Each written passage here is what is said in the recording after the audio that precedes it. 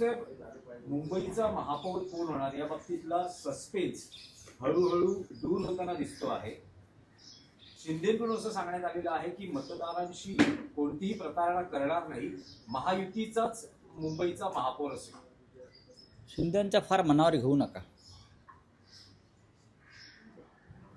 महापौर जर महायुतीचाच होणार वगैरे जर कोणी म्हणत असेल तर मग सौदेबाजी का सुरू आहे? सौदेबाजी का सुरू आहे? आणि नगरसेवकांना लपवून ठेवणं, इतरांचे फोडण्याचा प्रयत्न करणं, विकत घेण्याचा प्रयत्न करणं, आमिष दाखवणं, दहशत दाखवणं, फक्त मुंबई नाही इतर महानगरपालिका सुद्धा. तर मतदारांशी प्रतारणा करणार नाही याचा अर्थ असा असतो, एखादा नगरसेवक, एखादा आमदार, एखादा खासदार हा जर एखाद्या पक्षावर किंवा चिन्हावर निवडून आला असेल तर पुढली 5 वर्ष तो त्याच चिन्हावर त्याच पक्षात राहून त्याने काम करणं गरजेचं आहे. जर त्याला पक्षांतर करायचं असेल तर त्याने राजीनामा दिला पाहिजे आधीच्या पदाचा. पण शिंदेच्या बाबतीत तसं दिसत नाही आहे किंवा भाजपच्या बाबतीत तसं दिसत नाही. ते दुसऱ्या पक्षात निवडून आलेले नगरसेवक, आमदार, खासदार यांना विकत घेण्याचा प्रयत्न करतात, विकत घेतले जातात. ह्यालाच प्रतारणा म्हणतात. मतदारांशी हा मतदारांचा विश्वासघात आहे. किंवा पैशाच्या ताकदीवर, भ्रष्ट पैशाच्या ताकदीवर निवडणुका बिनविरोध करून घेणं आणि समोरचे जे लोक असतात आपल्या पक्षासमोरचे त्यांना पैशाच्या बळावर माघार घ्यायला लावणं आणि मतदारांना मतदानापासून दूर ठेवणं याला सुद्धा मतदारांची प्रतारणा म्हणतात. तर त्याने हा प्रतारणा मतदारांशी याविषयी त्यांनी अधिक खोलात जाऊन अभ्यास केला पाहिजे. नाही, त्यांनी जरी रिसॉर्ट पॉलिसी अवलंबलेली असली तरी भाजप हायकमांडनं सांगितलंय कुठल्याही परिस्थितीत कॉम्प्रोमाइज करू नका, दावा सुटू नका महापौर पदावरचा. माझ्या माहितीप्रमाणे दावा सुटणारी नाही. पण अशा प्रकारे ब्लॅकमेल करून काही दुसरं पदरात पाडून घेता येईल का? म्हणजे त्यांना स्टँडिंग कमिटीमध्ये इंटरेस्ट असतो. तिथे पैशाचे महापौरांना फार अधिकार नाही. ते शोभेचं पद आहे. मुंबईचं किंवा आपल्याकडल्या अन्य शहरांचं महापौर पद हे लंडन किंवा न्यूयॉर्कमध्ये महापौरांना जे प्रशासकीय अधिकार असतात, हा निर्णय घेण्याचे, काही निर्णय बदलण्याचे त्या शहराच्या दृष्टीनं ते पॉलिसी मेकर असतात तिकडले मेयर्स. तसे आपल्याकडल्या मेयरना अधिकार नाही.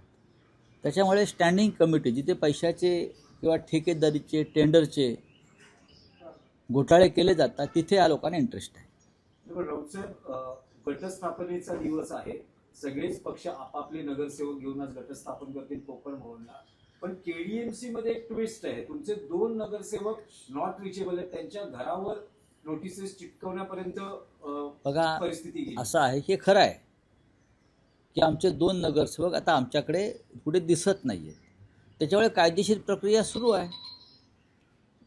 गटाची स्थापना करताना ते आमच्याजवळ असायला पाहिजे, नाहीतर त्यांच्यावर कायदेशीर कारवाई होईल आणि ते डिस्क्वालिफाय होऊ शकतात. उमेदवारांची निवड करताना अशा पद्धतीनं काही होईल याची कल्पना नव्हती का? कारण निवडून आल्यानंतर आता असं आहे की चिन्हावर निवडून आल्यानंतरही नगरसेवक अशा पद्धतीनं वर्तन करतात. एकनाथ शिंदे कोणत्या चिन्हावर निवडून आले होते? नगरसेवकाच्या काय गुण बसला? एकनाथ शिंदे आणि आमचे 40 आमदार हे धनुष्यबाणावर निवडून आले होते ना. मग तेव्हा जे तुम्ही म्हणताय की तुम्हाला अशी कल्पना नव्हती का? कोणालाच काहीच कल्पना नसते. आपण विश्वास ठेवतो आपल्या माणसावरती, त्यांना उमेदवारी देतो, त्यांना ताकद देतो, त्यांना मोठं करतो आणि मग हे असे पक्षांतर करत असतात. त्याच्यामुळे नगरसेवकांमध्ये त्यांचा जो बाप आहे तोच पक्षांतरातून निर्माण झालेला आहे. बरोबर. त्याच्यामुळे आता ह्यांच्यावरती काय विश्वास ठेवणार? 30 जानेवारीला भाजपचा महापौर होईल अशी बाळासाहेब शिंदेच्या शिवसेनेने हॉटेल पॉलिटिक्स केलं, तर आता भाजपने त्यांच्या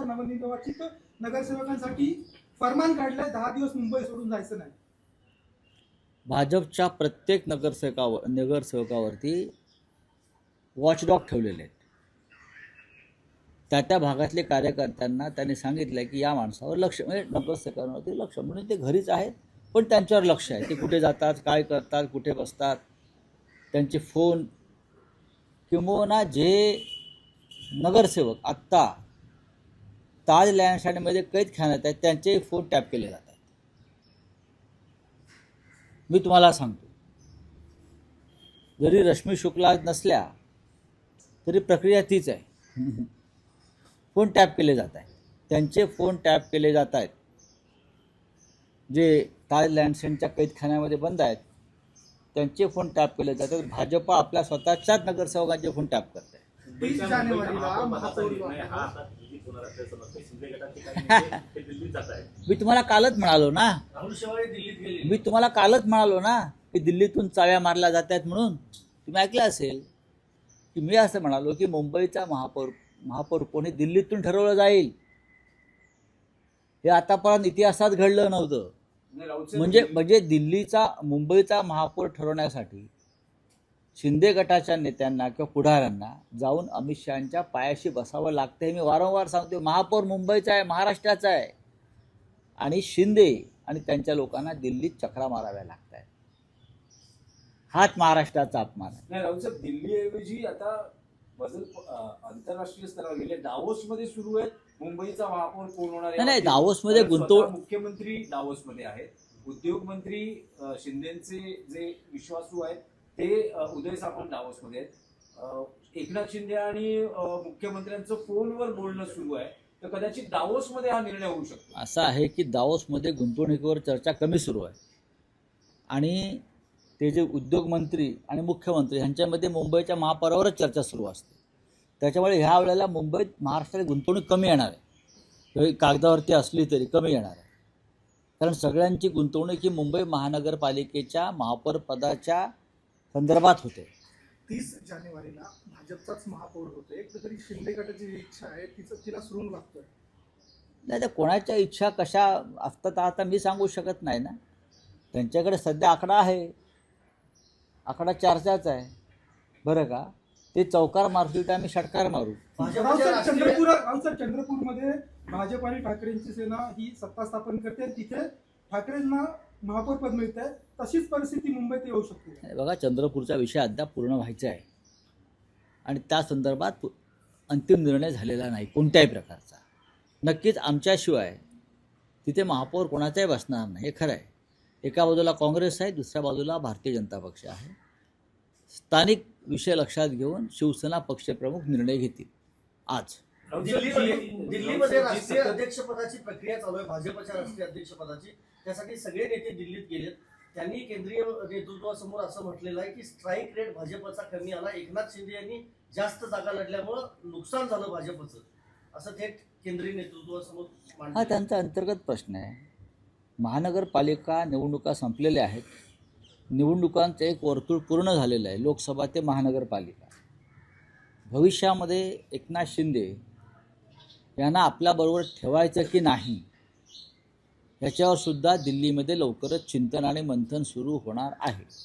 राऊत साहेब, जी सतत विरोधी पक्ष मागणी करत आलेला आहे की बॅलेट पेपरवर निवडणुका घ्याव्या. कर्नाटकमध्ये स्थानिक स्वराज्य संस्थांच्या निवडणुका या बॅलेट पेपरवर होतात. तेलंगणात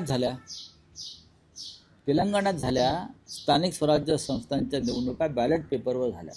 राज्यातल्या निवडणुका कशा पद्धतीने घ्यायचा हा अधिकार राज्य निवडणूक आयोगाचा असतो, आणि तेलंगणामध्ये भारतीय जनता पक्ष 5व्या क्रमांकावर गेला. कर्नाटकामध्ये सुद्धा या निवडणुका बॅलेट पेपरवरती होतील आणि तिथे यापेक्षा वेगळा निकाल लागण्याची शक्यता मला दिसत नाही. बदलली गेली कुठे? नाही, म्हणजे शाहीमध्ये घोटाळा होता ना. जर मार्कर आणि शाई बदलावी लागली याचा अर्थ तुमच्या शाईमध्ये घोटाळा होता आणि या बनावट शाईनं तुम्हाला काही जागा जिंकून दिल्या. रावसाहेब, आणखी एक आहे की परवा बाळासाहेब ठाकरेंचं जन्मशताब्दी वर्ष सुरू होत आहे. काही पक्षातर्फे काही कार्यक्रम आहे का? आहे ना. काही घोषणा केली जाणार? बघा, पक्षातर्फे 23 तारखेला बाळासाहेबांच्या शताब्दी वर्षाला जी सुरुवात होते, तर नक्कीच कार्यक्रम असणार, सोहळा असेल. फक्त जागा जी आहे ती आता दुपारपर्यंत बहुधा षण्मुखानंद हॉललाच हा कार्यक्रम होईल.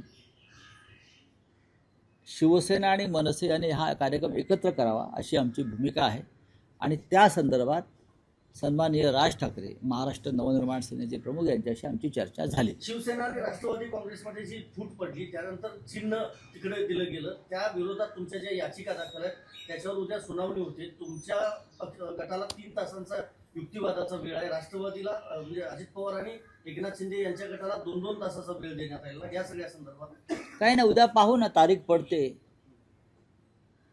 पडते की देवतेचा अंतरात्मा जागा होतो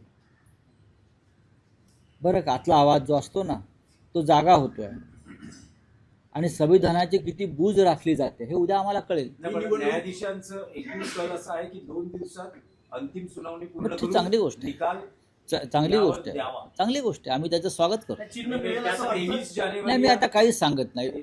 आम्हाला खरं म्हणजे आम्ही याचिका दाखल केल्यावरती पहिल्या 2 महिन्यात चिन्ह मिळायला पाहिजे. अत्यंत बेकायदेशीरपणे एकनाथ शिंदेच्या बेकायदेशीर पक्षाला 4 महत्त्वाच्या निवडणुका चिन्हावर लढू दिल्या. हे संविधान विरोधी आहे. बाळासाहेब ठाकरेंचा पक्ष बरं का कोणातरी ऐऱ्या-गैऱ्याच्या हातात देणं हा महाराष्ट्राचा आणि मराठी माणसाचा अपमान आहे. त्यासाठी 23 शिंदे तारखेला गटाची महासंघाच्या- नगरसेवक आज हे कोकण भवनला जाऊन करू द्या ना, ती एक प्रक्रिया आहे. आज करणार नाहीये ते. या निकालाचा संदर्भ असतो त्यासाठी. नाही, बहुतेक ते भाजपमध्ये विलीन होणार असतील. या निवडणुकीमध्ये गुजरातचा मुद्दा गाजला. त्याच्यानंतर सुद्धा पालघर जिल्हाधिकाऱ्यांनी गुजरातच्या पाट्या सूचना फलक म्हणून अनेक ठिकाणी पालघरमध्ये लावले आहेत. त्यामुळे गुजराती भाषेचा कळवळा अजूनही संपलेला दिसत नाही. हे गंभीर आहे आणि ह्याच्यावरती आम्हाला एकत्र बसून सर्वच पक्षांना महाराष्ट्रातला विचार करावा लागेल की पालघर हा भाग महाराष्ट्राचा आहे की बुलेट ट्रेनच्या निमित्तानं, वाढवण बंदराच्या निमित्तानं हा बाजूच्या राज्याला जोडला गेला आहे. हा नकाशा एकदा महाराष्ट्राच्या मुख्यमंत्र्यांनी जाहीर करावा. 2004 पासून अनुसूचित जातीचा महापौर झाला नाही. चक्राकार पद्धतीने आरक्षण सोडत झाल्यास भाजप शिवसेनेला अडचण होऊ शक्यता आहे. कारण का अनुसूचित जातीचे नगरसेवक फक्त ठाकरेंकडेच आहेत. येऊ द्या ना, सुडत झाली का बघू. चले, हिंदी में क्या है कुछ. सर, ये बेंच जो है वो दिल्ली में डिसाइड हो रहा है, इस बारे में क्या कहना है? ये पहली बार इतिहास में हो रहा है. इतिहास में पहली बार हो रहा है कि मुंबई का मेयर दिल्ली में अमित शाह डिसाइड करेंगे. भारतीय जनता पार्टी के हाईकमांड डिसाइड करेंगे. अब तक हमारी पूरी ज़िंदगी जो मुंबई में राजनीति में गई, हमने कभी देखा नहीं कि मुंबई का मेयर तय करने के लिए यहाँ के राजनीतिक दल, खास करके जो अपने आप को शिवसेना बताते हैं, एकनाथ शिंदे और उनके 40 लोग जो अपने आप को हम शिवसेना है असली, उनको दिल्ली में जाना पड़ रहा है झुक कर. ये शिवसेना है क्या? बाला साहब ठाकरे अगर होते तो उनको एक कान के नीचे लगाकर बाहर निकाल देते. ऐसी नौबत क्यों आई है सर? ये लाचार लोग हैं. ये लाचार लोग हैं. उनको स्वाभिमान नहीं, उनको अभिमान नहीं, उनको अस्मिता नहीं है. बस उनको सिर्फ सत्ता चाहिए और सत्ता के लिए दिल्ली के तलवे चाटने के लिए ये लोग तैयार हैं. सर, पालघर में गुजराती बोर्ड लगे हैं, साइन बोर्ड लगे हैं, इस तरह देखिए, गुजराती भाषा को हमारा विरोध नहीं है ना. मुंबई में गुजराती रहते हैं, पूरे महाराष्ट्र में गुजराती रहते हैं. गुजरात में महाराष्ट्रियन लोग, मराठी लोग रहते हैं, बड़ौदा में रहते हैं, सूरत में रहते हैं. अब CR पाटिल जो है वो जळगाव से है. लेकिन क्या ये पॉलिसी बनी है महाराष्ट्र सरकार की? अगर है तो गुजरात में भी मराठी बोर्ड लगा दीजिए ना. ऐसा कुछ नहीं. सभी भाषा राष्ट्रभाषा है. मोहन भागवत जी ने कहा है ना, सभी भाषा राष्ट्रभाषा है. तो मुंबई पालघर की भाषा मराठी है तो वहाँ गुजराती बोर्ड क्यों है? जो ठेकेदार अब वाडवण बंदर पोर्ट के लिए आ रहे हैं उनके लिए लगाई है क्या?